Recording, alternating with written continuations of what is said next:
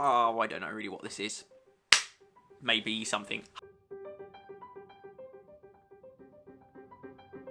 A log of what I've got up to on my thesis dissertation. Hi, I'm Harvey Church. I'm a broadcast engineer apprentice with the BBC. This is a video diary, maybe? I don't know. Basically, I'm going to try and record what I'm getting up to as it happens as I write my thesis.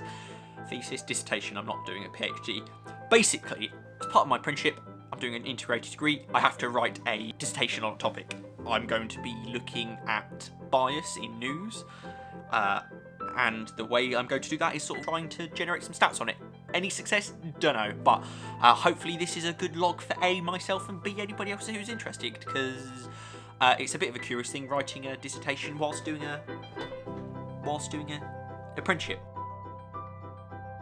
Oh, it's Tuesday evening, and I haven't really said what I'm working on. So I'm working with the Data Lab team. They're personalisation, things like this, and I'm going to be working on looking at bias in news, or at least coverage. I don't really know how it's going to work, but have a plan. So maybe something useful, maybe not. I don't really know, but I really need to take either my phone or video more. I've literally been sat at my desk all day, most of the day. It's not great, really, but lots of reading. So, where am I coming from? So, the BBC has some public purposes, and these public purposes are outlined in what's called the BBC Charter, which is the basic agreement about what the BBC should do and its functions. And there's a particular part that I was interested in, and this is its public purposes. And the first one is about providing impartial news.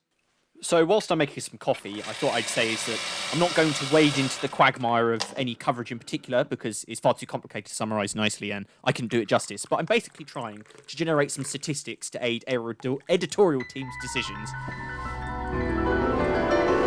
And yes, that was a Breath of the Wild music reference. So, it's Thursday at the moment.